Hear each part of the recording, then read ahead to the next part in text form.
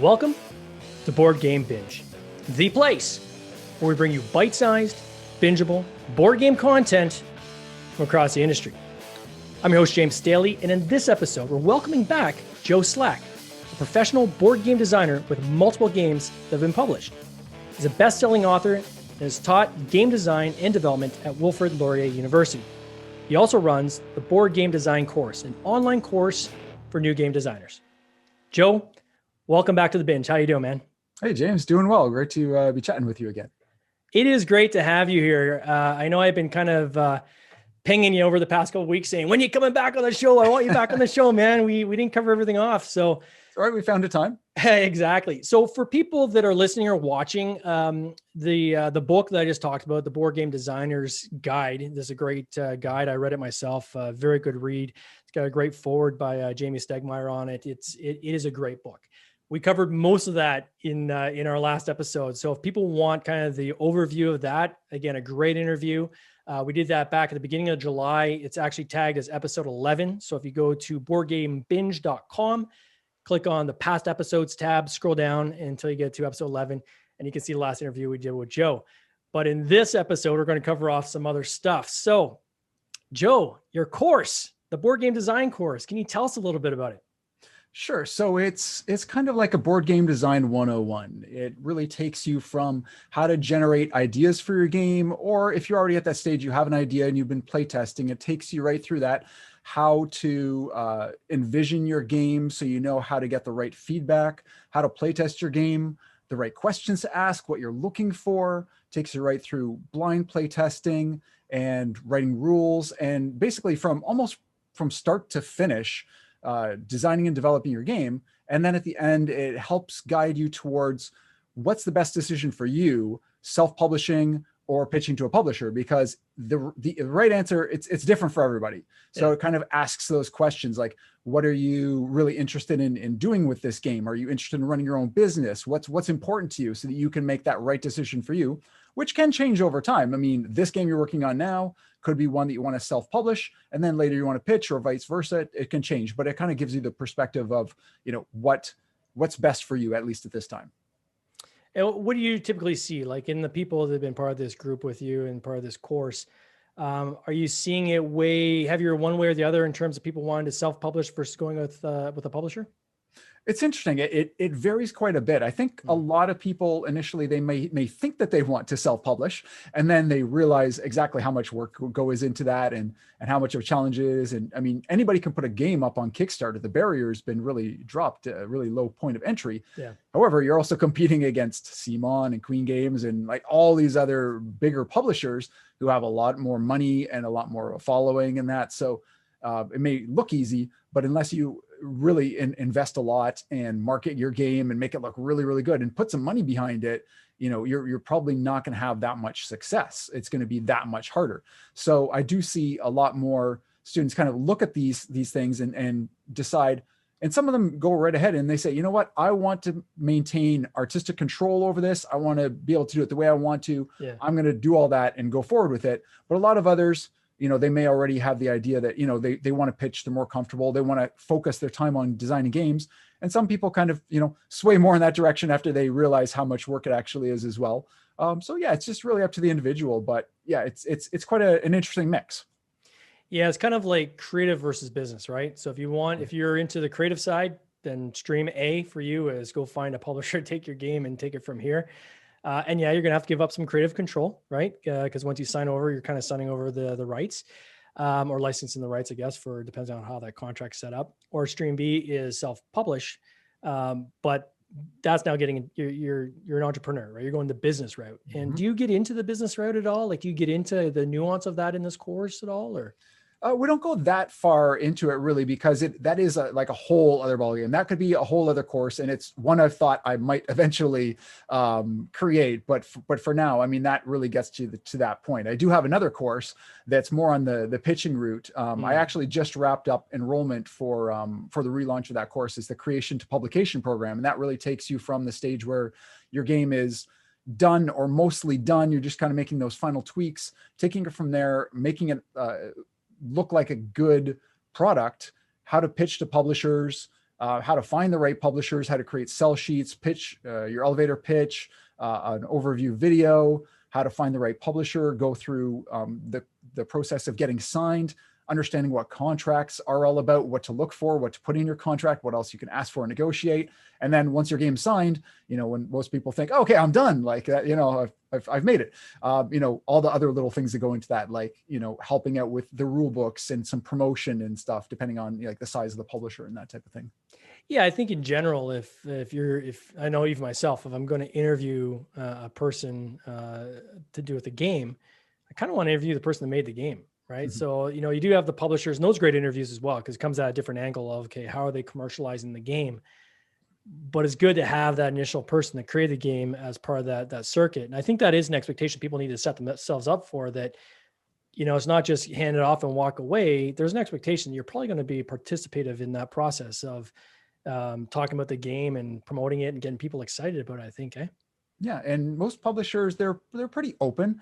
When you ask them the question, how involved you want me to be when you're the designer, they say as involved as you want to be. I mean, to an extent, of course, you're not going to make all the decisions. They have the ultimate say in the decisions, but if you want to get involved, they're glad to have you, run play tests, do demos at conventions, promote the game in various forums yourself, help out with Kickstarter, like answering some questions, because it's kind of cool to hear from the designer if there's questions specific from the designer or about the design of the game for specifics. They can answer those questions maybe a bit better, and that also gives you a little bit of a lead into the industry and the self-publishing side or the publishing side of it, so that if one day you want to do that, you have a little bit more of a say. And I've heard some other designers actually say, I'm willing to take maybe a little bit less in the contract, or I'm not going to go negotiate for a little bit more, but in exchange, I want to be more involved. I want to learn this process, because one day I might want to self-publish. And are you open to that? And a lot of publishers are like, sure, yeah, you want to help out, pitch in more, especially if I'm a small publisher, a one man or one woman shop, or a very small publisher. I can use all the extra help I can get. So yeah, if you want to do rules reviews and demoing and things like that, help out with the Kickstarter, for sure. Yeah. So do your two courses, do they overlap? Like, how much overlap is there between the two? And would you recommend somebody do the first one and then the second one, or can you do the second one without the first one, or how do they interact with each other?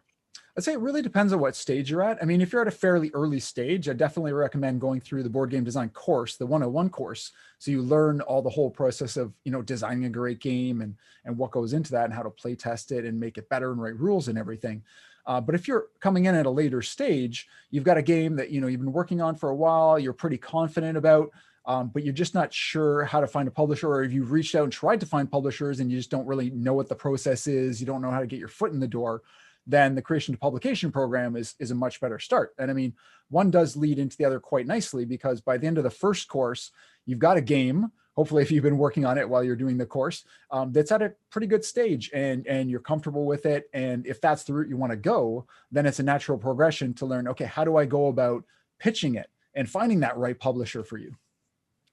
And as part of the second course of the pitching, do you do any kind of role playing at all in that course, so that people can actually pitch to you, and then you'll kind of critique their pitch and then give them some feedback on, like, once they get up to that actual stage of creating kind of that final pitch?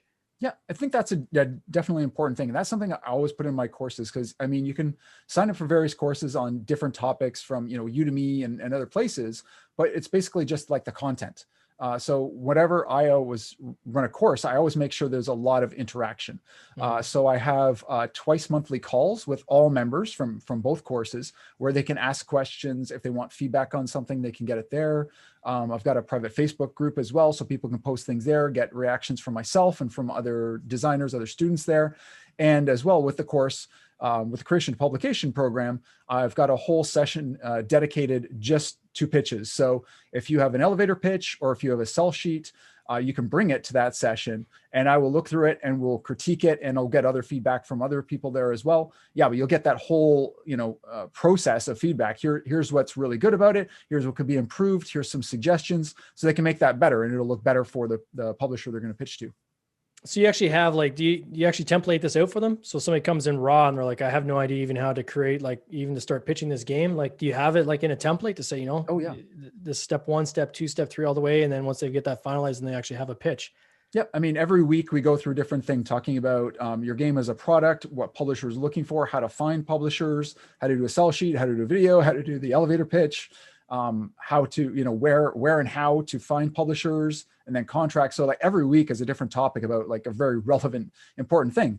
But I also make it very actionable. So at the end of one week, it might be, look at your game and try to find, what the hook of the game is. Write that out. If it doesn't have one, like look deeper and try to find that out, or build something else in that's a little bit more of a hook, and then how to do your sell sheet and that type of thing.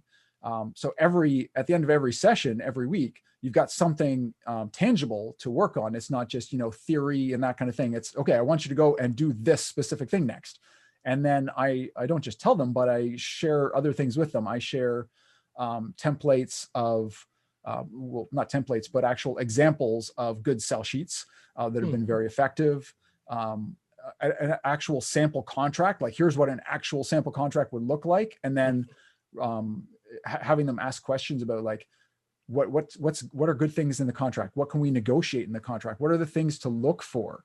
What are the things to look out for, to watch out for that you want to avoid, and that kind of thing. So they have very specific things that they learn and then they take action on and can get feedback on. So what are some of the things you can negotiate in a contract? Well, obviously the royalty without giving away rate. The entire course. For sure. I'm always open to talk about, things of importance. So like royalty rate, obviously that's like the bigger one. How much do you get paid? And is it based on, the retail price or the MSRP, the MSRP versus the wholesale price? How many copies of the game you get, like personal copies? Is there an advance? Is there no advance beforehand? What about rights for like a digital version of the game? What about rights worldwide? What kind of cut do you get on that? If the publisher decides I'm going to go, work with a publisher in Germany and get the German version made, what do you get from that? Do you get nothing? Do you get a portion? Do you have to split it with the publisher? If you're doing Kickstarter, can you get a slightly higher rate on the Kickstarter? Because generally there's more markup, like there's more profit margin, that type of thing. So there's lots of those little things that you can negotiate for sure. And if you want to buy extra copies, can you get them at the wholesale price? Is there any limit on those? That kind of thing, because you as the designer might want to be able to give them to different board game cafes, do demos at events, do prizes, like the play and win kind of events and things like that, or just sell them yourself. And you have to negotiate that too, because you don't want to be competing with your publisher. They need to make money too. But maybe if it's at a convention, they are not also attending and selling the game, you can sell it there as well if you choose, if you have a small booth or whatever the case may be. So there's lots of little things you can negotiate well beyond the royalty rate. Do you ever see cases where a publisher doesn't want the game developer or designer to have copies of the game? I haven't seen it myself. I mean, they may ask, why, or they may have conditions in there.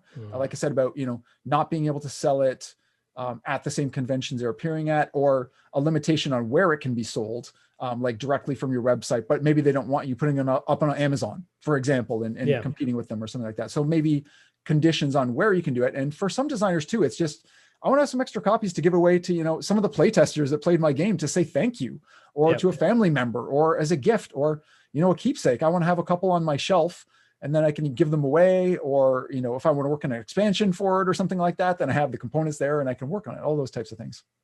Yeah, I think certainly bastardizing the price would be the biggest concern, I would think, from that publisher, right? So they would want to make sure they have in writing somewhere that you're not going to go and take these copies that you're getting at a very, very low, maybe even at cost, and going off and, undercutting them in the same marketplace, because that doesn't really help anybody, right? And it kind of impacts your success as well, because you're getting royalties off of the success of that game. If they have trouble selling to a retailer because the retailer sees it at a price that's like $10 lower that you've sold somewhere than the publisher's offering, then that can run into some issues and so forth, right? So. For sure. Yeah. I mean, I wouldn't see that happening in many cases, because I think they would start to ask the designer, well, why do you keep ordering more and more copies, or, noticing We're going through a lot of copies.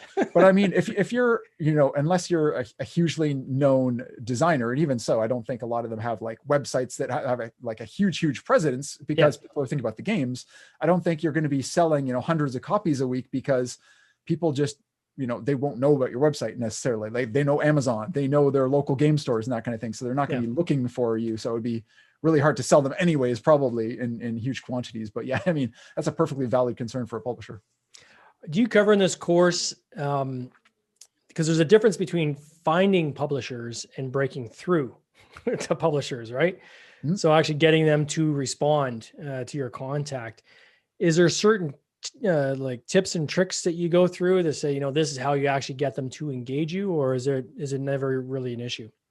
Yeah, absolutely. I talk about that. There are those two stages. It's finding the right publisher, so identifying the right ones. You don't want to pitch a party game to a war game publisher or something like that, right? You want to make make a good match. Somebody that's going to complement, somebody that's accepting submissions too, because not all publishers do, and at some points they may vary. Maybe they've got too many in their queue and they stop accepting. So, I mean, there's those stages of finding the right publisher, but then there is, how do you approach them? And, I share also in the course templates of, or samples of emails that I've actually sent to publishers that have been effective, how to word it. And, talking about making it personalized. You can use a template, but you have to adjust. You don't want to just send a form message to 10 different publishers that look exactly the same. I mean, there's certain things you want to mention, like, if you love their games, if you have a bunch of them on your shelf, you want to mention that, like, oh, I'm a huge fan of Century Spice Road, and I think this would really work well with your other games in your catalog. Like, it's really important to talk about how your game would fit with them, why you want to work with them, because they make great games, or your game is maybe it needs really good treatment. It needs to look really good, and it's going to have really amazing table presence. And maybe their games, they're not, maybe it's, Stonemeyer, and, they have a history, they have a reputation for making games with really nice, high quality components. So you can say, this game really needs that kind of treatment. And I know that you would do that really well. All these different little things to kind of, get your foot in the door to show that I'm not just, spreading this out to, 20 different publishers, sending them the same message. I want to speak to you. I would love to work with you for these particular reasons. There's so many little things in there that you can put in your email to negotiate it better. And also a lot of it is just, following what they're asking for, not just, sending them a prototype unasked, unsolicited, or, just sending them a pitch, not even knowing if they take it. So, there's lots of little questions you can ask there and different approaches. Yeah, because my perspective going in would be that the market's fairly saturated, and that most of these publishers are just drowning in submissions. Mm-hmm. So how does somebody break through with that? Like, or is that just a misconception? No, it's totally valid. I mean, most publishers you speak to, they say we receive hundreds, if not 1,000 or more submissions in a year. And it's a lot to look through. I mean, some they can look at it right away and say, it's not going to be a good fit. It's not going to be a good fit. But, they have to take their time to look through them all. And yours has to stand out. It's kind of like a resume, it's your first step in the door. So you need to show something on, your sell sheet, if that's the first thing, or their pitch, or your pitch to them, that makes your game stand out. What, how is this different than anything out there that's a little bit innovative that they haven't seen? Is there some kind of table presence? Is there some kind of look to it, some kind of theme? Like, you have to figure out what your hook is and allow them to see that right away, and how it would fit well with the rest of their games in their catalog. I think that's the biggest thing, and not just necessarily shotgunning it and throwing your game out to 20, 30, 40 publishers that, are not a good connection. You're better off narrowing it down to 5, maybe 10 publishers for that game, saying these are the best fit, and saying, okay, this is the one I'd really love to work with. Let's start with them first, tailor the message to them, and show them how it would be a good fit to them. And then the other, maybe the other 5, see what their approach is, or see what their response is. If you don't hear back or they're not interested, then you follow up with, number 6 through 10 on your list, kind of thing. What kind of advice have you had to share with some of your students that have come to you with maybe either a hook that's just not a super strong hook? Like, are you upfront and brutally honest and saying, hey, you know what, from what I'm seeing here, not sure it's the strongest hook, maybe you should rework this a bit? Or how do you approach that? Because it's a very delicate situation, right? Like, you're dealing with people's creations. Obviously they're taking your course because they want help and they want to learn, but there still is that element of kind of protectionism over things you've created. How do you work that balance? Yeah, absolutely. And it's a tough thing to do. It's just like giving feedback at a, playtesting session. You have to, you want to give honest, helpful feedback that's going to make the game better, just like it's going to make, the sell sheet and the pitch better, without totally, ripping them apart or saying this is terrible or whatnot, because there's always something good. So I try to focus on what's done really well. Like, okay, you've been very clear about your components. Your font that you use is very good, very legible. I like the layout of these things. Here's what I would do to make this even better. So you try to focus on what they've done well. So there's some positives, and then some suggestions of other things they could do well. Other things they want to highlight. Like you said, if the hook is just not there, you just say, especially if you know the game a little bit, like going through the course, I get to see the designer's game progress, and I hear a little bit about the game. I might even get a chance to play test it at an event or something like that. So especially if I know a little bit about it. Actually, I was reviewing somebody I mentored before their sell sheet, and just today, and I was looking at their sell sheet, and I was focusing on here are some things I really liked about it. But I said, you got a great game here, and you mentioned something very small here, but that's really the big hook. Like, if this were my game, like I'd want to put that up front. I'd say you're underselling it. Like, this is a really good thing. Like, he has a game it's a 4X game that plays under an hour. Like, okay, that's different. That's a hook, right? Because most 4X games are these big expansive things that you play over a course of hours. Like, if somebody wants that experience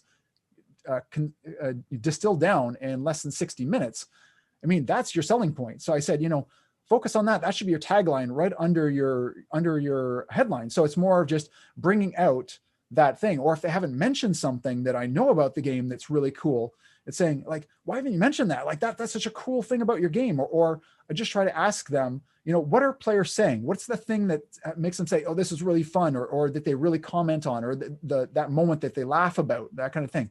Find what that is and put more of that in there. Like, as a publisher, if I was a publisher for it or looking at this sheet, I would want to see something that makes it stand out. So find what that is, or kind of point them towards what that is and emphasize that. And also just more visuals. And sometimes it's just like a card is just too small. You can't even read the text. I'm like, instead of having 5 of these small cards where you can't read any text, I mean, that's not super helpful to me. But if I saw, 1, or I saw, here's what you do in the game. Step 1, do this. Step 2, do this. Step 3, do this. Oh, I can see the progression. I see what happens in the game. And you can talk about that and show some visuals, just maybe even part of the card.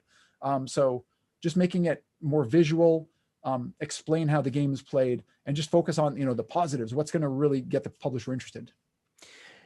This industry's changed quite a bit with COVID, right? So in the past, even a year ago, you would have gone to a spiel or go to a local toy and game fair, and that's all kind of gone out the window, and it's gone for some foreseeable time, right? Like, if I know here in Canada, we're both Canadian. I think you're Canadian, right? Yeah, I am. So, I mean, here, like, there's nothing's going to be happening before the summer, right? And probably late summer at the earliest. And I know part of the States are probably similar. Like, how does this model change, or how do people adapt to get through to those or find those publishers who you might see, walk by you in an aisle at a game show, whereas now you don't have that experience anymore? What's some of the advice you're offering people in lieu of that? I'd say making your game digital, as much as it seems kind of funny. Like, tabletop games, we play them on a table socially with other people around us.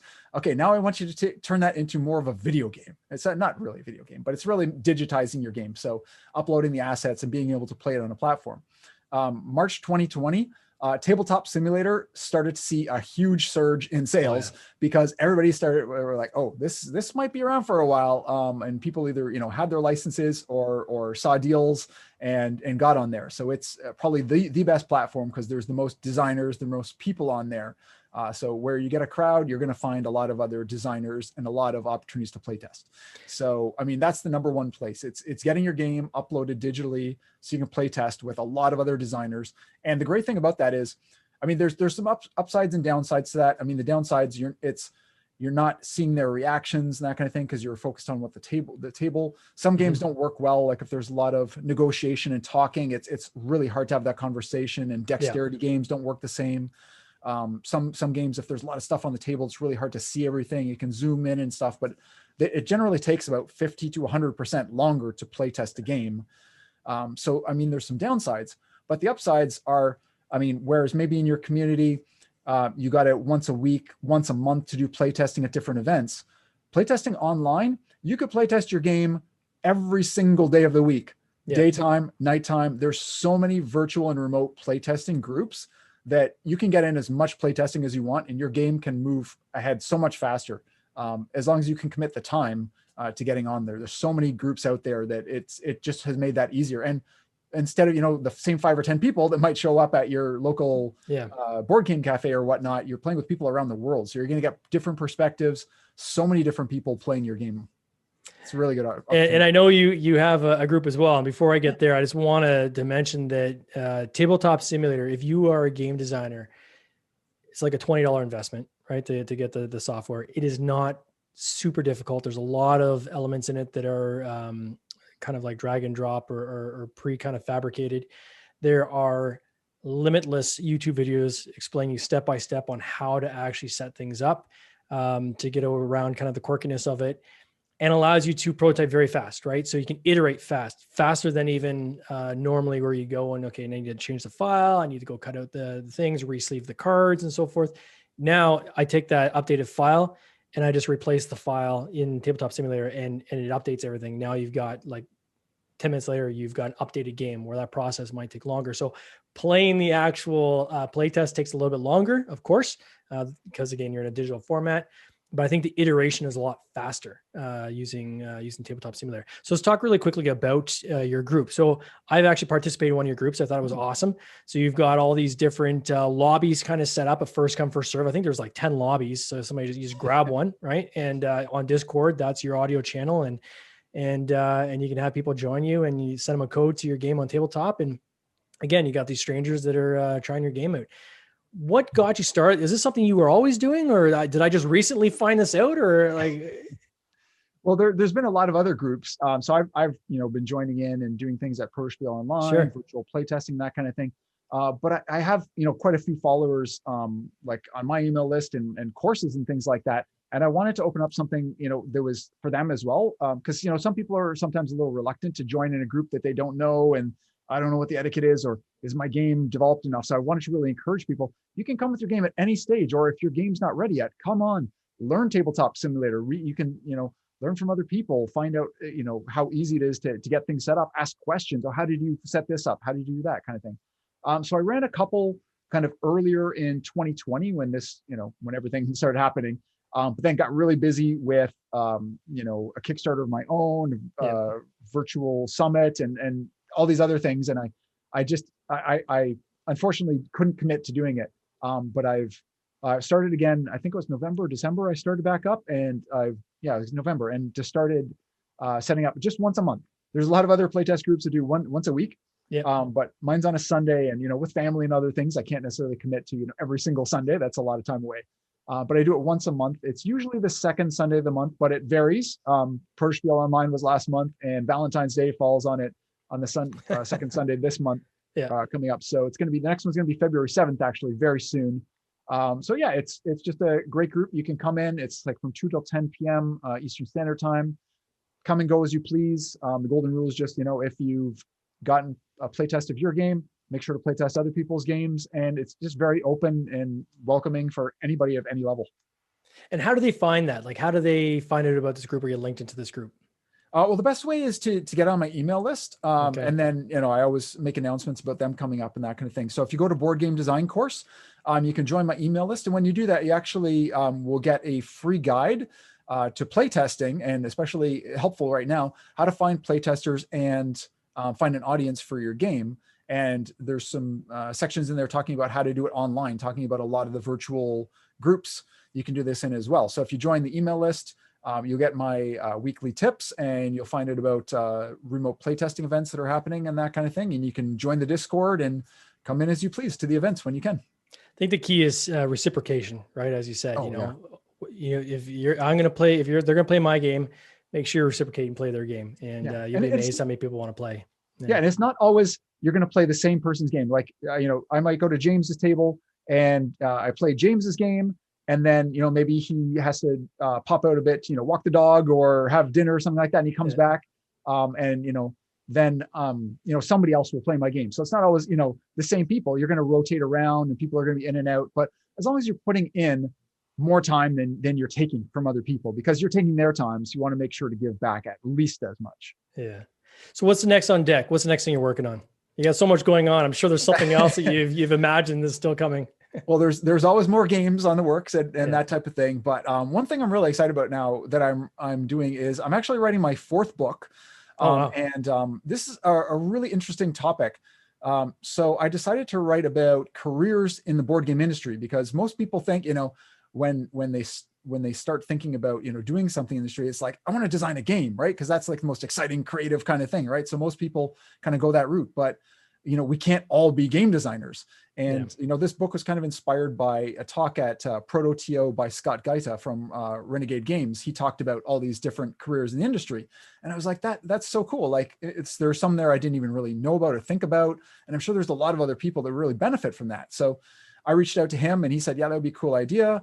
And so I've just been gathering information. I've reached out to like at least 40 other people in all various different roles. And the book is all about how to use the skills that you have already to find jobs in the industry. And, that might be a part-time job. It might be a freelance gig. It might be working full-time, depending on what you want. But there's so many things, from graphic design to artists to rulebook editors. I know people who do rulebook editing full-time. Like there's that much work, to like video production, Kickstarter, marketing and sales is a huge area that a lot of creative types really struggle in, because they have a game, but they don't know how to sell it.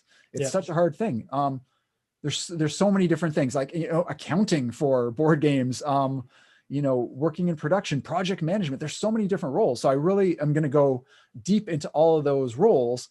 And like, if you have these kind of skills, then it might apply really well in these areas, and how to go about getting yourself known in the industry, and, volunteering or helping out to get your name in there, and talking about other people's experience where they've done those kind of things. Like personally, like I had somebody reach out to me just with some advice on a page for the course that I just launched recently. And he just volunteered. He just like, I made this like logo. I think this would look really cool. Like if you want to use this, go ahead, kind of thing. And he had some other advice. He's like, you might make the page like you just did it for free. And I said, do you want to redevelop the page for me? Can I pay you for that? And he's like, whoa, okay. I wasn't expecting an offer. But he's like, I'd like to get more into like working in, he's a graphic designer by trade, but he works in travel and tourism, which is kind of dead right now. So he's like, and I want to work in more of the industries and doing things that I enjoy. So he took on that gig. He really liked it. He benefited me. He got paid as a result. And it all worked out. And maybe, that leads him to, future gigs as well. So when's this release? When's the release date? I'm still working on the book right now, but I'm aiming for April 2021. Awesome. So it's coming out soon. It's not too far away. Hopefully, yeah. If all goes well, crossing fingers. All right. So once again, if anybody wants to reach out to you on anything you're doing, your course, your any of the seminars coming up, if they want to just get on the email list, which I'm on, and I get little tips on a weekly basis from you. I always look forward to read those on a weekly basis, or even be part of the playtest groups. They can do that just by going to boardgamedesign.course.com. Is it all kind of in one spot?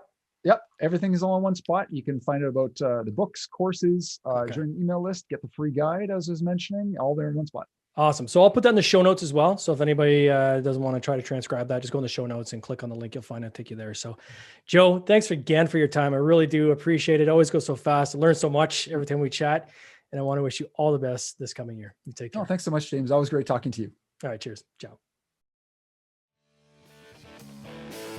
This has been an episode of the Board Game Binge podcast, hosted by James Staley, produced by James Staley and Mike Bruner, with original music by Nick Smith. If you would like to watch these interviews live, simply join the Facebook group Board Game Binge, and you'll get access to live interviews, giveaways, and interesting board game content from across the industry. I can't wait for you to join us. See you next time.